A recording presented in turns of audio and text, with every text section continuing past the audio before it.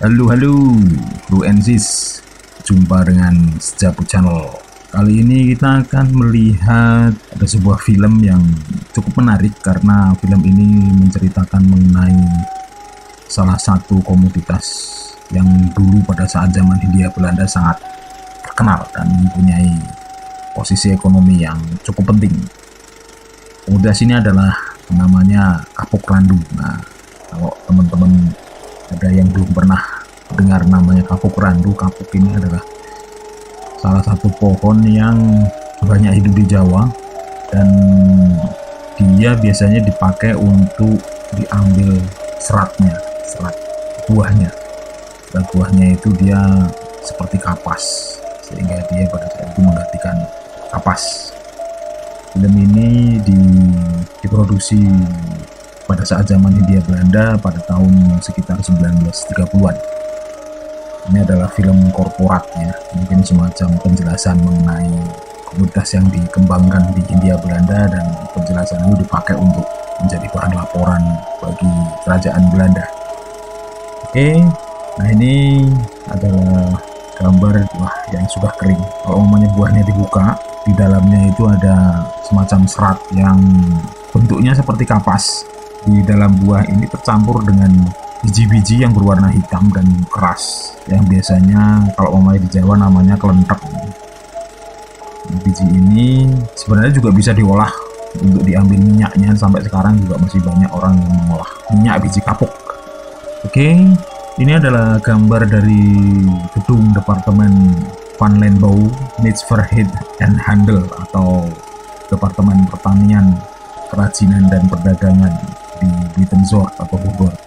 Saat ini gedung ini adalah gedung KLH yang posisinya di samping sebelah kiri pintu utama Kebun Raya Bogor.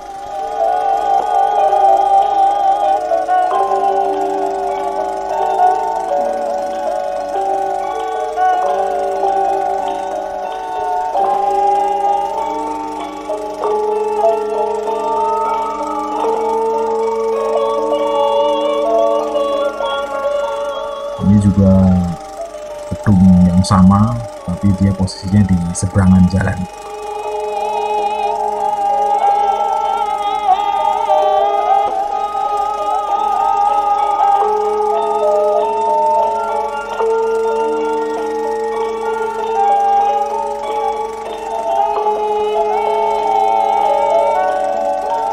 Ini adalah Dr. C.H.J. Bernard yang pada tanggal 1 April 1928 menjadi direktur dari departemen itu. Mungkin jabatannya sekarang setara dengan Menteri Pertanian.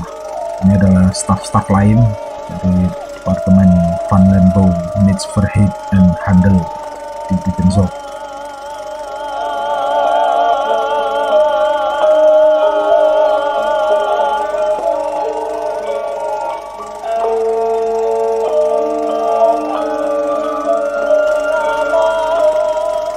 Selanjutnya ini adalah peta perkebunan kapuk di Jawa yang dibangun oleh Belanda. Pengolahan kapuk banyak terdapat di Jawa bagian utara. Penanamannya banyak di sana karena di sana mungkin lebih panas dan lahan juga lebih kering. Mulai Jawa Tengah, Jawa Timur sampai sebagian kecil di Jawa Barat. Di Jawa Barat, penanaman kapuk dilakukan di wilayah Depok, Subang, dan Indramayu. Sementara di Jawa Tengah dikembangkan di sekitar Weleri sampai Kendal, kemudian juga di sekitar Gunung Muria dan ya sebagian kecil di Salatiga dan Sragen.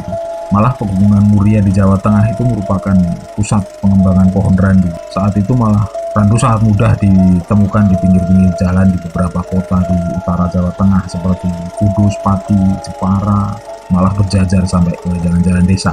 Jawa Timur, lokasi perkebunan yang cukup luas ada di wilayah Pasuruan dan Kediri. Di Bangkalan dan Sampang juga cukup luas, dan di Bondowoso sedikit. Ini adalah gambar dari perkebunan kapuk ya, kapuk randu. Pada saat itu, perkebunan kapuk randu terdiri dari dua sistem, yaitu perkebunan tanah Eropa, banyak disebut underneming, dan tanah rakyat atau kebun rakyat yang sebagian besar dengan sistem tanam paksa. Pengembangan ini sangat menguntungkan bagi perekonomian di Hindia Belanda dan warga pemilik tanah karena kapuk bisa meningkatkan produktivitas lahan-lahan yang tandus yang tidak bisa ditanami tanaman lain. Nah, dikatakan bahwa kapuk pada saat itu, pada tahun 1930-an, itu merupakan salah satu komoditas ekspor yang cukup penting, malah mungkin dibilang sangat penting di Hindia Belanda. Ini didapat dari pohon randu. Jadi pohon penghasil kapuk ini adalah pohon randu yang pada saat itu ditanam di sebagian besar di wilayah Jawa bagian utara, dan biasanya itu ditanam di antara kopi dan kakao. Pada saat itu kapuk Jawa punya reputasi tinggi di Eropa dan pasar dunia. Buah kapuk adalah komoditas yang multifungsi. Selain untuk bantal dan selimut, kapuk juga menjadi bahan baku dalam industri pelampung, penyelamat, rompi, renang, kemudian materi isolator panas, penyerap suara, filter, bantal kejut pesawat udara, dan sebagainya. Banyak manfaatnya. Biji buahnya juga diolah menjadi minyak pelumas dan minyak lampu. Nah, pengolahan ini berkembang dari tahun 1925 sampai 1930 dan sampai sekarang masih. Pada saat ini nilai kapuk randu sudah meredup karena kalah bersaing dengan spons atau busa yang lebih nyaman dan perawatannya lebih mudah.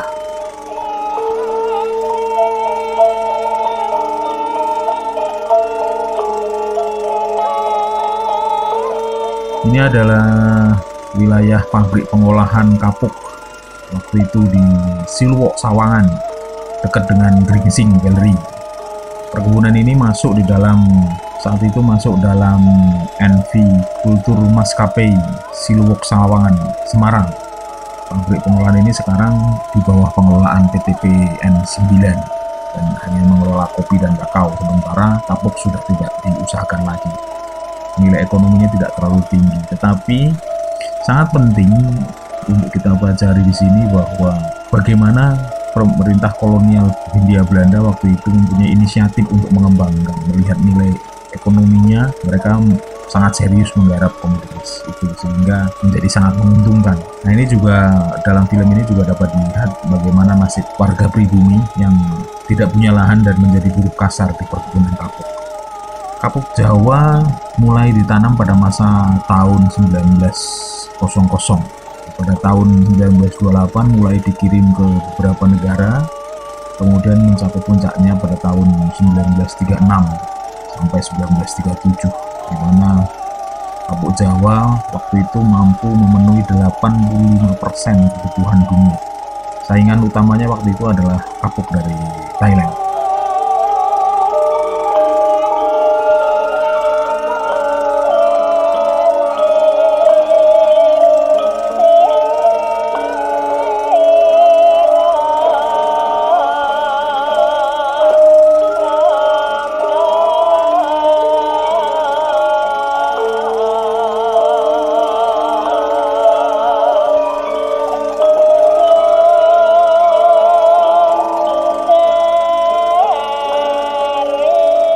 Ini adalah bedeng-bedeng di luar pabrik, biasanya ini adalah warung-warung atau tempat istirahat para pekerja.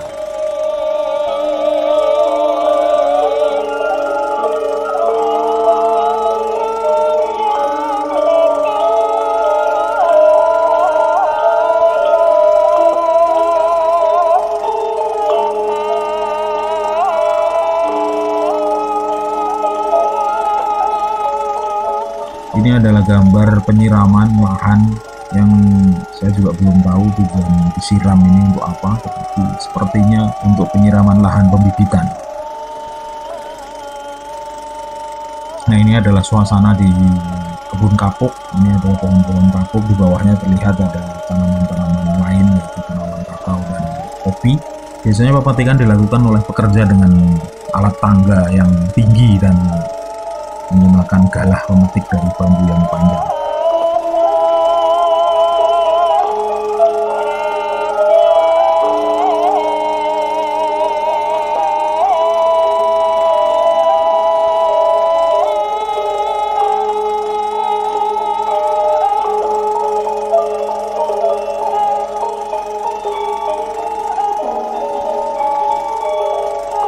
Pemetikan dilakukan oleh pekerja pria maupun wanita. Para pria akan bertugas menaiki pohon dengan menggunakan tangga sampai ke cabang-cabang. Berikutnya pekerja akan memetik buah randu yang sudah tua atau kering dengan menggunakan galah pemetik atau dengan digoyang-goyangkan sehingga buah kapuk yang sudah kering itu terjatuh. Sementara pekerja wanita akan menjadi pemungut buah kapuk yang kering dan jatuh dan memasukkannya ke dalam karung-karung besar.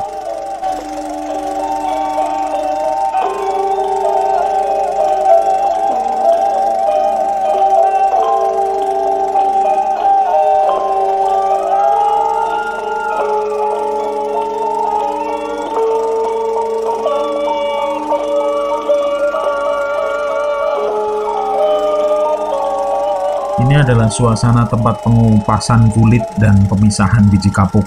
Jadi pengupasan itu dilakukan di bedeng pengupas yang lokasinya sepertinya tidak terlalu baik. Bedeng pengupas itu biasanya ada di dalam kebun dan berjumlah cukup banyak. Jadi setelah dipetik, buah kapuk kering yang sudah dipetik akan dikumpulkan ke bedeng pengupas dan segera dikupas oleh buruh yang sebagian besar adalah wanita.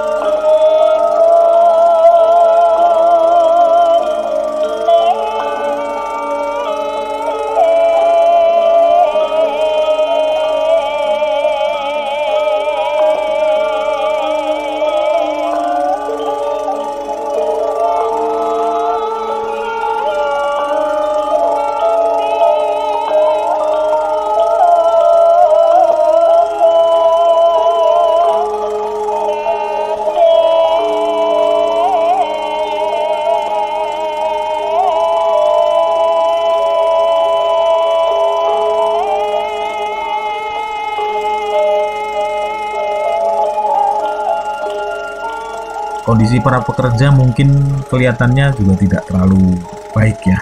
Lingkungan kerjanya juga tidak bersih, terus kemudian tidak ada yang memakai penutup muka atau penutup pernapasan sehingga ada kemungkinan kapuk bisa masuk ke pernapasan mereka. Dan mereka menggunakan peralatan yang sederhana, hanya memakai tangan atau pisau, bahkan ada yang memakai gigi untuk membuka kulit kapuk. Kemungkinan karena kurangnya perhatian dari pihak perkebunan dalam hal fasilitas kerja untuk warga pribumi sehingga kondisi tersebut terkesan dibiarkan. Walaupun ada beberapa dokumentasi foto yang memperlihatkan kondisi di rumah sakit yang bersih dan pelayanan kesehatan yang cukup untuk pekerja pribumi. Mungkin ini juga cuma propaganda, kurang jelas.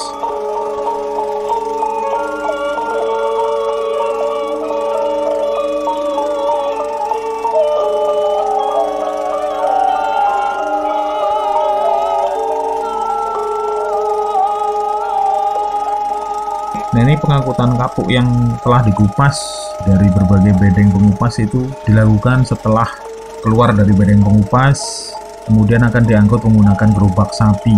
Ada yang dinaikkan kuda atau ada yang memakai lori yang ditarik sapi. Pengumpulan ini dilakukan dari banyak bedeng pengupas di seluruh penjuru perkebunan dan kemudian dikumpulkan di dalam fasilitas pembersih. Pengolahan kapuk ini tidak terlalu rumit, jadi cukup dengan memisahkan kapuk dan bijinya, dibersihkan, dikeringkan, selanjutnya dipak dalam bal-bal yang besar.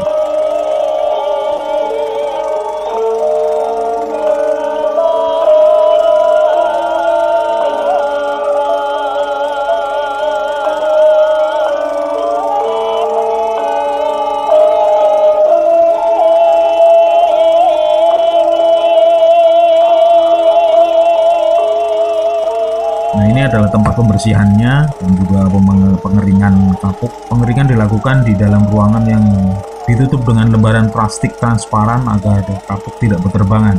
Kapuk dimasukkan ke dalam ruangan di dalam plastik tersebut, kemudian pekerja berjalan bolak-balik sambil menyapu kapuk dengan menggunakan garpu yang terbuat dari kayu. Hal ini ditujukan agar kapuk dapat terpisah, tidak menggumpal, dan kemudian mengering.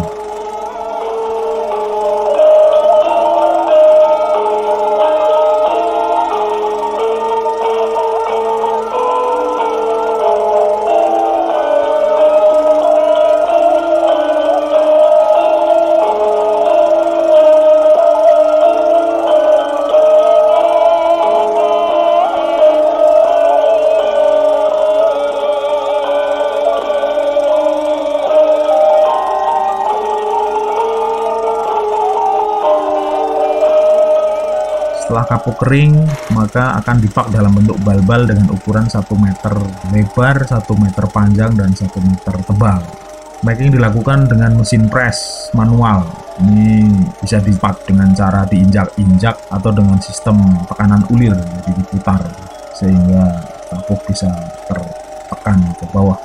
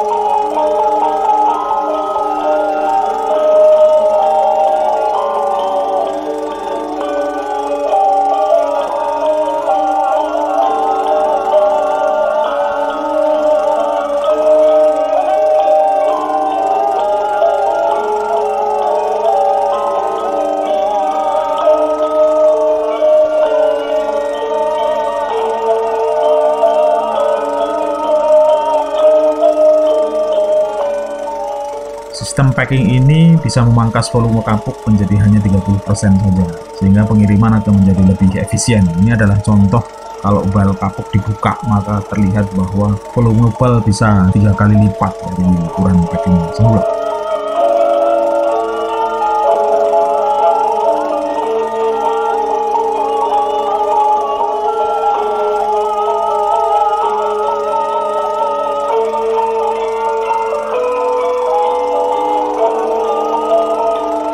Setelah kapuk di-pack, kemudian diangkut. Ini akan diangkut ke Pelabuhan Samarang dengan menggunakan mobil. Ini juga ada yang dengan menggunakan sapi.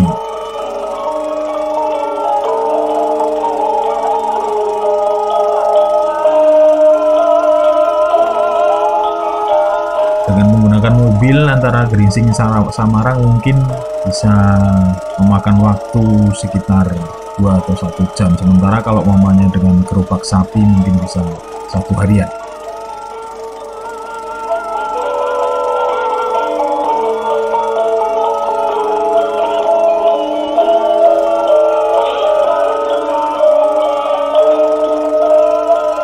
Ini adalah suasana di Pelabuhan Semarang, di mana pergudangan banyak sekali terdapat dan dikelola oleh perusahaan-perusahaan besar milik pemerintah Hindia Belanda.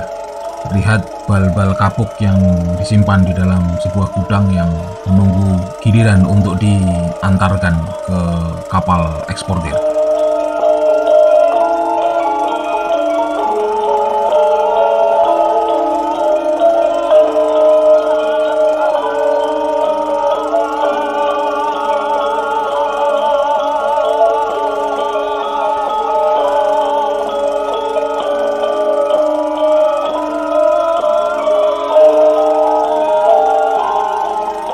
Karena Pelabuhan Semarang cukup dangkal, maka kapal tidak bisa merapat sampai ke pinggir dermaga, sehingga kapuk-kapuk ini harus diantar oleh perahu-perahu kecil sampai ke kapal eksportir dan akan setengah laut oleh kapal eksportir.